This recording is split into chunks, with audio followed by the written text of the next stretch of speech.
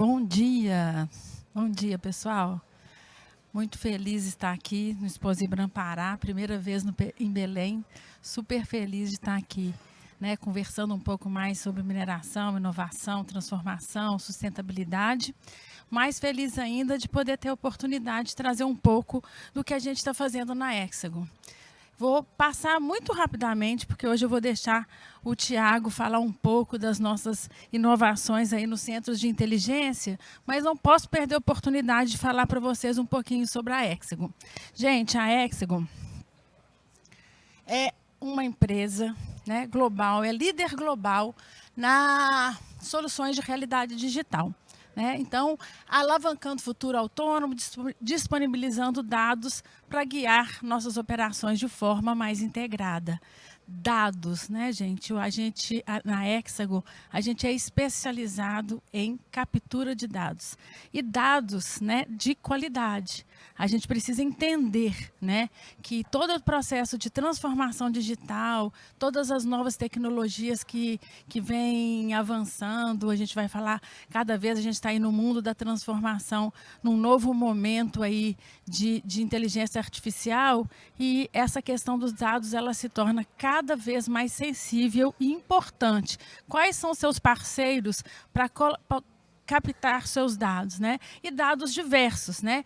Dados que nós vamos estar aí transformando o nosso mundo real no mundo digital. Eu não sei se vocês têm alguma dúvida nisso, mas eu tenho um background todo aí na parte de captura de dados, geoprocessamento e geoinformação, e claramente a gente está aí nessa transformação do mundo físico, né, mundo real, para o mundo digital. Mas para que nossas operações sejam feitas, né, de forma eficiente, com segurança, cada vez mais sustentável e responsável, é preciso confiar, então, nesse processo da captura, dos posicionamentos, ter aí nosso digital twin, né? Nosso mundo digital, metaverso, vocês podem chamar do que for, mas é essa nossa representação e essa nossa mudança. Então, a Hexagon é uma grande empresa, ela tem várias outras atividades além de mining, mas muito focada na captura. E aí são diversas formas da gente poder fazer esses processos, e a gente está disponível para apresentar para vocês as várias formas disso acontecer. E em resumo, então, é uma empresa, né, que trabalha fortemente com inovação. Hoje a gente tem cerca de 10 a 12% das nossas receitas investindo em P&D, né, com mais de 5 mil funcionários, né, uma relevância aí de prestar serviços em várias indústrias. E o que é extremamente importante é fazer um cruzamento entre essas tecnologias, e esse é o chamamento que eu faço a vocês de mining, né, que nos ajudem na Hexagon Mining, trazer as tecnologias que a gente já tem muito consolidadas em outros mercados para a Hexagon, né? A gente precisa de parceiros, de soluções. A gente tem clientes aqui que eu estou vendo aqui na minha frente, por exemplo, Fidens, está vendo ali, nosso amigo que estão fazendo um projeto exatamente teleoperados, fazendo em cima disso, né? Uma empresa sólida, estável e que tem aí no seu DNA uma preocupação com sustentabilidade, que é extremamente necessário, né? Então, por quê? Porque o mundo de hoje, gente, claro, estão falando de dados, etc., tecnologia, mas e na base, né? Na base a gente precisa pensar na sustentabilidade. Então, a gente precisa buscar, né, a mineração sustentável, né, capaz de sustentar aí uma mineração que vai estar em equilíbrio nas suas ações, né, de operação e do dia a dia. E a Hexagon está aí, então, com um portfólio de soluções bastante amplo. A nossa intenção é de, né, criar esse ecossistema que vai da pesquisa, geologia, até a operação e ir para lá, como se diz, né, da operação, seja ela de céu aberto, seja ela subterrânea, com uma série de soluções. Embaixo, essas bolinhas aí são as diversas unidades de negócio que nós temos aí com uma série de produtos. E a nossa intenção é essa, gente, através dos dados, fazer integração, dos processos, dos fluxos com qualidade, muitas vezes aproximando departamentos e áreas que ficam na estrutura formal, ficam ali aquele monte de caixinhas, mas no digital a gente consegue concatenar, criar, unificar, né, e tomar decisões mais assertivas e mais responsáveis. Eu vou passar aqui um vídeo, só que eu não sei, ele está antes desse, né? Que vou passar a bola aqui para o Tiago. Eles me deram um macete do vídeo aqui, peraí. Como é que é? A gente passa ele no fim, Tiago. O importante é te dar tempo de falar. Tem um vídeo aqui bem bacana. Não, vou deixar para você. Volta lá. Onde que eu passo aqui? Tá voltando, estão aqui. Então, gente, vou passar para o Tiago. O Tiago é nosso diretor aí na área dos teleoperados. Vai falar um pouco de vocês, dos centros de excelências e como que a gente está pensando fazer isso. Não consigo. Aqui você vai passar para frente e para trás. O vídeo a gente passa depois.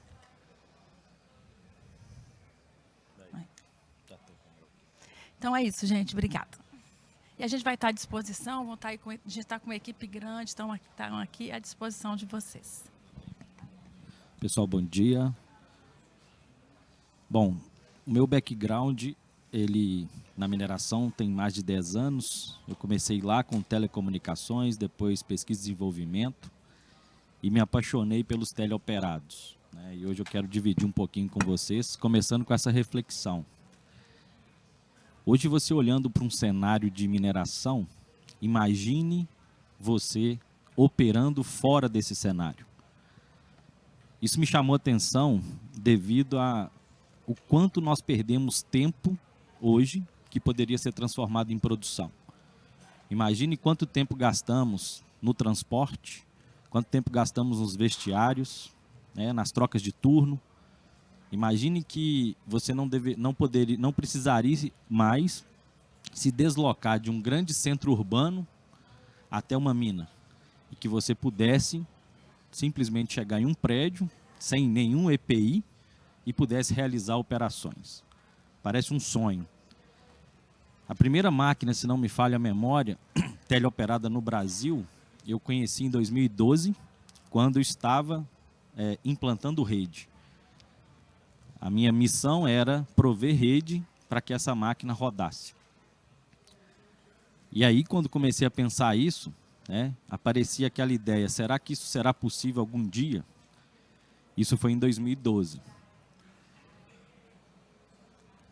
Se a gente olhar o cenário de 2012, puxando ali um pouquinho para 2015, apesar de ser uma situação bem difícil, né, a questão dos acidentes de barragem que tivemos aí no Brasil, mas quando catástrofes acontecem, geralmente é quando nós desenvolvemos coisas. Então, em 2015, quando houve o primeiro rompimento de barragem na Samarco, foi quando nós entramos com equipamentos de pequeno porte não tripulados para fazer a limpeza. Por quê? A 25 metros de altura, tinham equipamentos de toneladas presos que poderiam ceder e cair, cometendo um acidente. Mas o mais interessante de tudo é que em 2015, ainda assim, pensava-se em teleoperados para segurança. Ou seja, eu vou tirar o operador de dentro da máquina para evitar que acidentes possam acontecer, alguma fatalidade possa acontecer. Quando foi em 2018, nós tivemos aí o primeiro trabalho em barragens, ainda em teste, tá? Mineradoras inovando e pensando em teleoperação, e foi um sucesso. Mas ainda assim pensando em quê? Segurança, né? Pessoas fora da máquina. Em 2019, nós começamos o primeiro descomissionamento no Brasil de barragens 100% teleoperadas. Ou seja, nenhuma pessoa no processo, desde a topografia até a execução.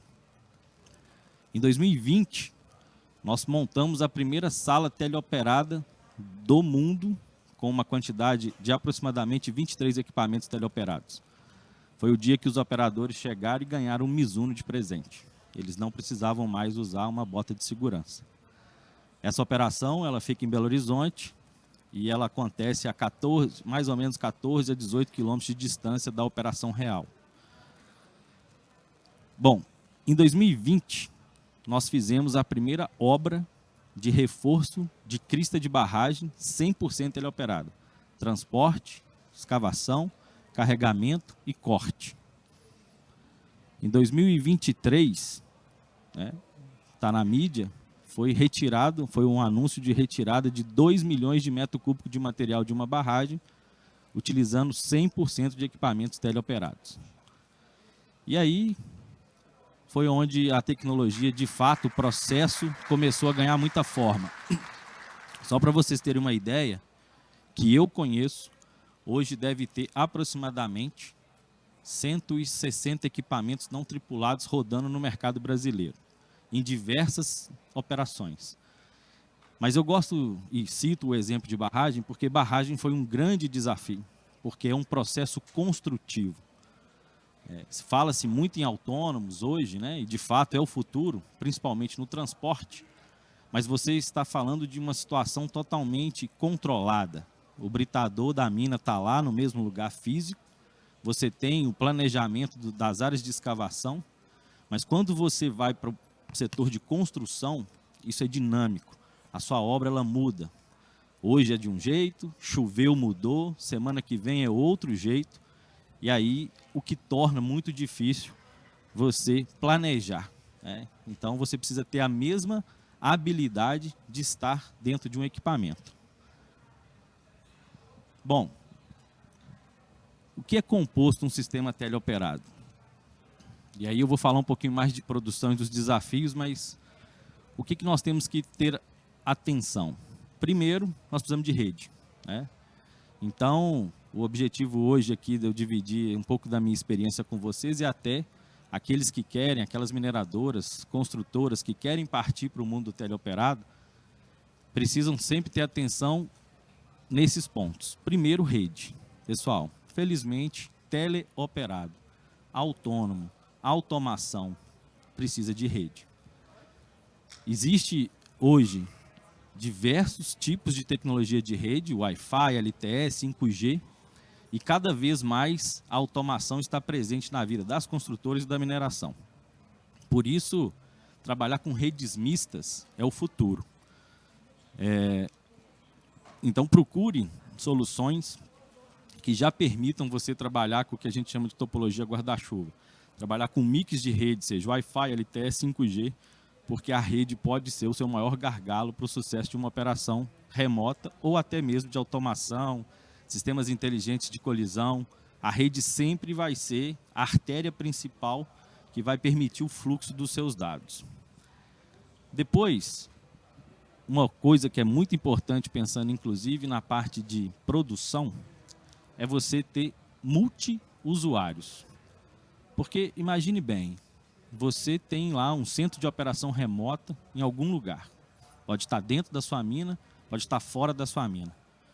Imagine que você tenha uma cadeira para cada máquina. E a máquina quebre e você está com um espaço no seu centro de operação ocupado. Não faz muito sentido isso. Então, ao longo dessa minha jornada aí de 8 a 9 anos em teleoperação, o que eu percebi é que você precisa ter uma central de operação que opere várias máquinas. Você clica num botão, troca a sua máquina, e aqui eu estou dizendo de tipos de máquina. Eu posso ter um cockpit que vai operar um caminhão, mas amanhã o operador que vai sentar lá é de uma escavadeira. E ele vai apertar um botão, vai pegar uma escavadeira e ele vai operar. Por que isso é interessante? Isso é interessante também para a otimização de pessoas. Você imagine que eu tenha parte, da operação autônoma. Então eu posso reduzir o quantitativo de operadores. Eu posso fazer com que o meu caminhão desloque por um tempo sozinho e em determinada situação que se torne mais dinâmica, o operador assume aquele caminhão, faz a manobra mais específica e depois coloca ele de forma automática novamente. O outro e muito importante, sistema de imagem. Bom, nós estamos tirando o operador de dentro da máquina, então nós precisamos que esse operador enxergue muito bem. Então, o sistema de imagem é também um tópico de extrema importância para que vocês possam analisar quando forem partir para esse processo, adquirir ou selecionar qual será o parceiro de vocês. E depois, produção e segurança, né? Nós queremos salvar vidas, mas nós precisamos fazer de forma sustentável.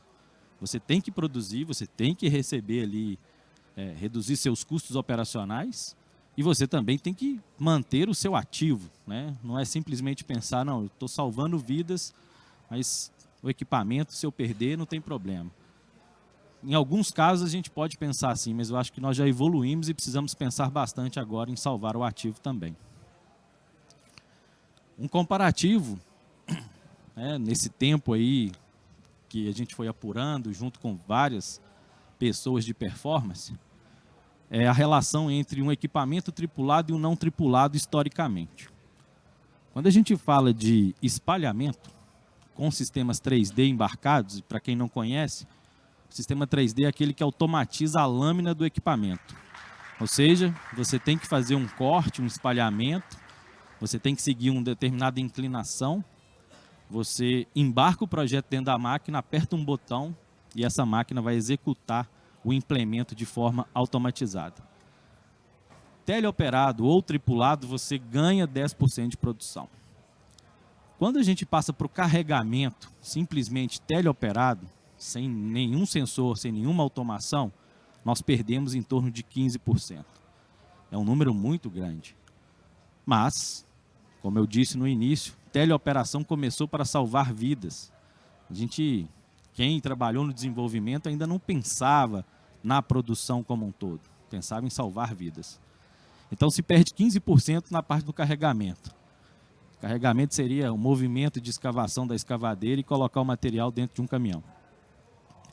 Na escavação, que aí aqui nós estamos falando de vala, estamos falando de talude, se perde aproximadamente 10% com o sistema 3D. E no transporte, em torno de 12%. Bom, são números grandes. E aí, um dos nossos objetivos aqui é falar como nós estamos estudando a melhoria desses números. Bom, um outro ponto importante e dúvida de muita gente é treinamento e capacitação. Bom, o equipamento é teleoperado. Existem muitas pessoas que falam, agora nós vamos contratar gamers e não operadores, né? Isso não é verdade. Nós precisamos continuar com os operadores, com a mesma capacitação que eles têm, com os mesmos conhecimentos que eles têm, só que eles vão ter que se adaptar agora a não estar dentro da máquina, estar fora da máquina. Muitos clientes às vezes me perguntam, Thiago, eu devo ter formado mais de 800 operadores nesse tempo todo aí, principalmente em barragens. Existem diferença entre os mais velhos dos mais novos? Não. Pelo contrário. O que eu falo é que ele precisa querer a mudança. Eu tenho históricos de operadores com 50, 55 anos, 60 anos que operam muito melhor do que operadores com 23. A questão é, ele tem que estar aberto à mudança. Aí, às vezes, os meus clientes perguntam, mas como que a gente seleciona? E eu brinco, olha para o smartphone dele. Se ele tiver um smartphone mais evoluído, touchscreen, bom, pode contratar, porque ele já está aberto à mudança, principalmente se ele for mais velho. Você pergunte para ele se ele usa o WhatsApp. Meu avô tem uma dificuldade enorme de usar o WhatsApp. Ele não seria um bom operador de máquina não tripulada. Mas o resumo é, você precisa de pessoas que queiram inovar. Não faz diferença aqui se ele tem 20, 30, 50 ou 60 anos. Qual que é o tempo aí de um operador na média? Para ele sair da máquina, sentar num cockpit e começar a produzir.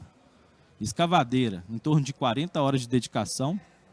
O trator de esteira com sistema 3D, em torno de 30 horas. Caminhões, 60 horas.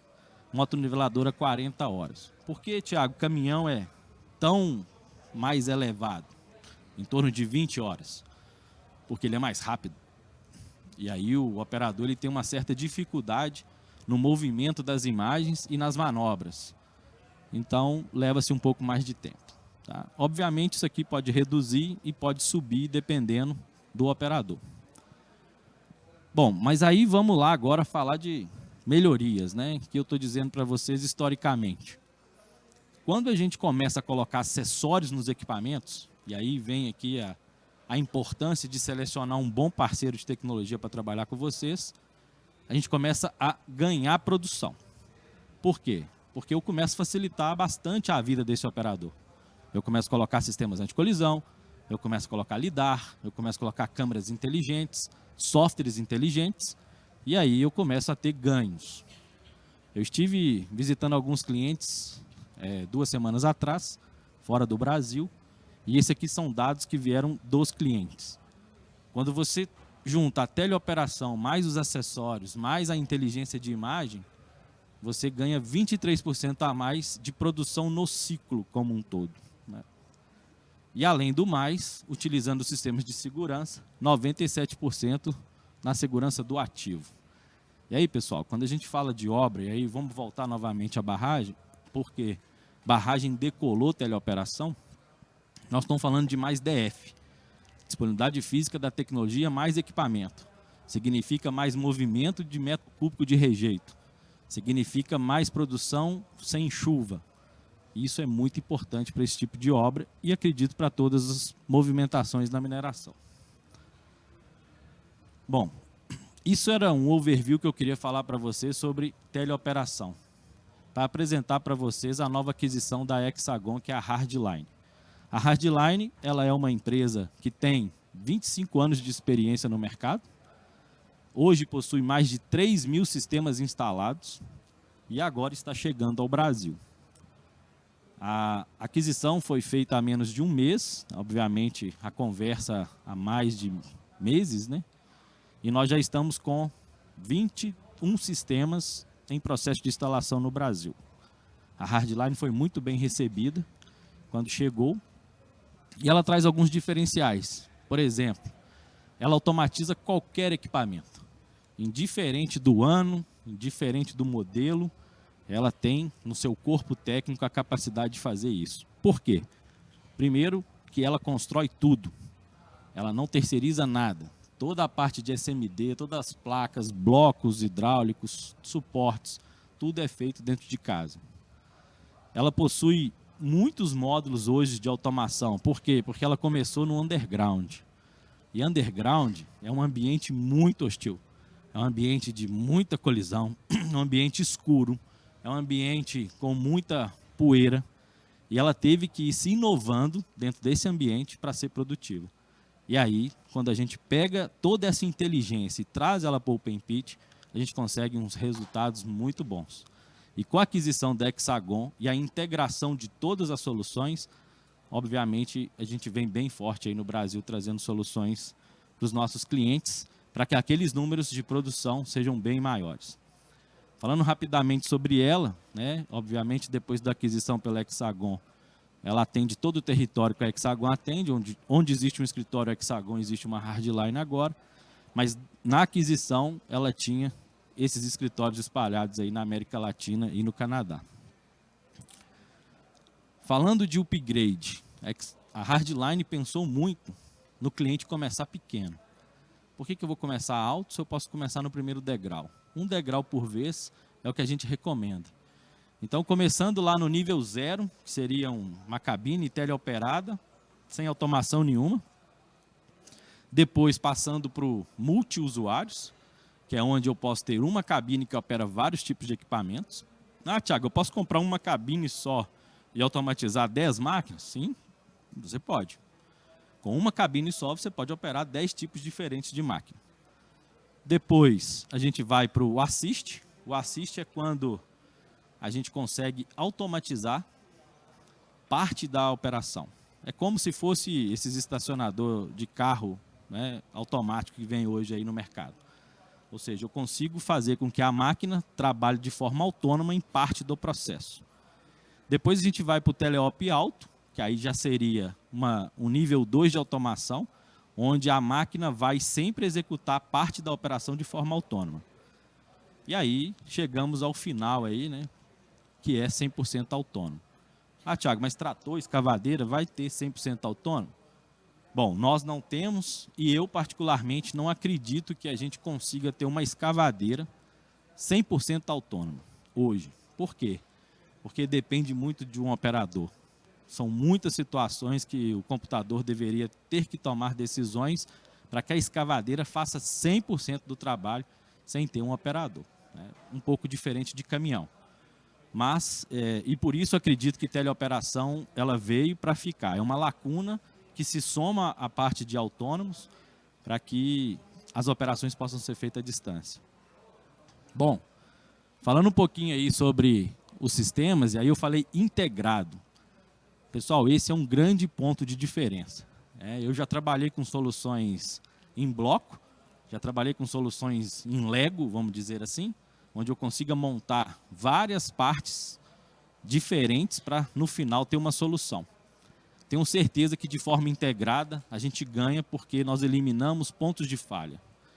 Então, hoje, a solução da Hexagon ela é totalmente integrada com o CAS, totalmente integrada com despacho, totalmente integrada com o sistema 3D, né, da parte de construction, totalmente integrada com a imagem, e o sistema de segurança pode ser também integrado com o sistema do nosso cliente. Ou seja, eu vou fazer o login aqui na tela e eu quero consultar o meu banco de dados do AD, do meu cliente. Quero usar o banco que está lá, quero dar permissão lá no AD do cliente para que o operador X só possa operar aquela máquina. Então, hoje a gente consegue fazer isso tudo. Outra coisa, fidelização. O cérebro humano, ele já é preparado e treinado para ver que o LED da injeção eletrônica do seu carro acendeu. Você não precisa ficar olhando para o LED. Você está andando, dirigindo, de repente acende a injeção. Você sabe que a injeção acendeu. Isso é muito importante no teleoperado. Nós precisamos trazer para o operador a mesma condição que ele tem na máquina, porque ele não precisa fazer esforço para isso. Ele vai gastar a energia para se acostumar com coisas novas, mas não o que ele já sabe fazer. Assim como os comandos. Eu não posso mudar os comandos. Eu preciso que ele sente na cadeira, em uma escavadeira, e movimente boom stick, caçamba, esteira, da mesma forma que ele faz quando ele está dentro da máquina. Isso é muito importante para a produção. Se eu chegar lá e falar assim, agora inverteu, você já não tem mais o pedal, agora é na mão, aquilo vai trazer um choque para ele, vai criar uma barreira e a gente não vai ter a produção que nós queremos. Então, a Hardline procura sempre manter essa fidelização para que o processo de aprendizagem seja bem rápido. Falando de um case rapidamente, né, a Copper Mine no Chile é uma das operações que a Hardline montou em 2012. Ela é composta de algumas máquinas, e aí vem o mix de máquina, né, em turnos de 24/7. E o que eles ganharam lá com isso, né, colocando a teleoperação? Menor tempo de logística, né, de fato, eu vi isso lá atrás e posso citar depois outros clientes no Brasil que já estão fazendo isso para ganhar logística. Eu tenho um cliente que ganhou 5 horas a mais de produção por dia. Veja bem, o dia tem 8 horas, né? Ele ganhou 5 horas dentro das 8 horas a mais. Porque ele faz agora troca de turno a quente, ele não precisa que o operador desloque até a máquina, ele não precisa que o operador volte mais cedo para fazer a troca de roupa no vestiário. Então ele ganhou muita produção. Ganharam também saúde e segurança, muito mais ergonomia, principalmente em solos muito rochosos. A rede que eles usam lá é da Cisco. Existem várias redes homologadas na Hardline, mas lá foi uma rede Cisco. E eles operam desde 2012 aí com essa operação até o momento. Falando aí do cenário, e aí entrando um pouco mais técnico, que às vezes as pessoas perguntam quais que são os detalhes, né? Hoje, para se operar uma operação remota, neste caso foi utilizado o link Cisco para fazer o Wi-Fi entre as repetidoras solares e as máquinas, links ponto a ponto entre a central de operação, o container, até os equipamentos, e aí os consumos mínimos, né, de 3,5 mega por equipamento, os protocolos de comunicação Wi-Fi, já não se usa mais A e B, já não são recomendadas, overlap de 20% de cobertura e os menos 67 dBm aí de sinal. Bom, isso é bem técnico aí para quem tiver aí da área de telecom, que é muito importante se atentar a isso. Bom, de forma resumida, pessoal, e aí eu vou ficar aqui a semana toda, então fique à vontade para a gente conversar mais no detalhe. É um assunto bem complexo para se falar em 20 minutos, mas o caminho para a correta escolha, para quem quer ir para o mundo de teleoperação, primeiro, invista em infraestrutura de rede. Não adianta começar do fim.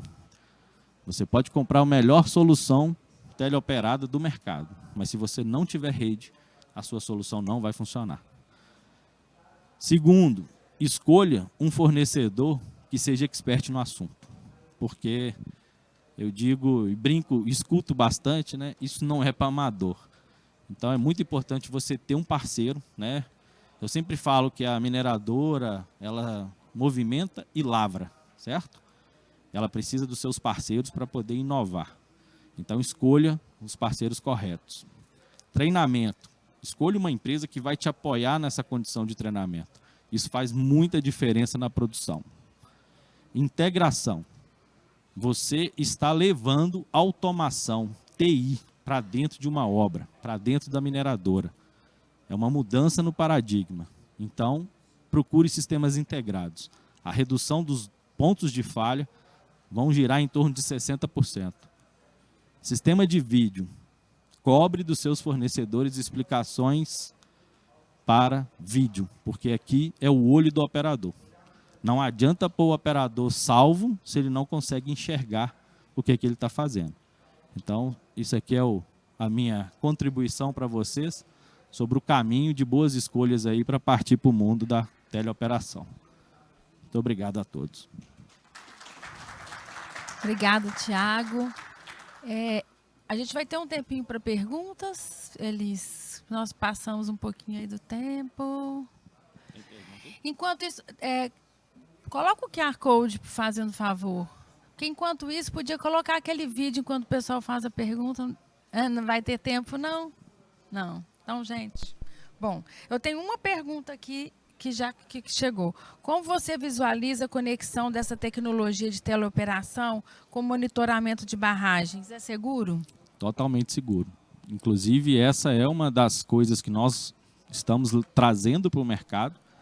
Você pensando em barragem hoje, por exemplo, e eu já montei várias operações aí no Brasil, um dos motivos da parada do equipamento é o pesômetro que alerta excesso de vibração. Então, nós já estamos, como a Hexagon é expert em leitura desse tipo de informação, a gente já está criando software para poder fazer a análise da vibração e alertar antes que o pesômetro alerte que você tem que tirar 1 esteira, 2 esteiras ou reduzir a velocidade de movimentação dentro da barragem. Então, isso já é um dos benefícios que a gente está focado aí em trazer. Obrigada, então, Tiago. Bom, gente, se alguém tiver alguma pergunta, pode mandar, a gente dá um jeito de responder, senão a gente responde depois também e manda pergunta para vocês, tá bom? Vamos lá. Obrigada, pessoal. Bom, como o Tiago disse, a gente vai estar aí até o final, até a Conferência da Amazônia, então teremos tempo suficiente.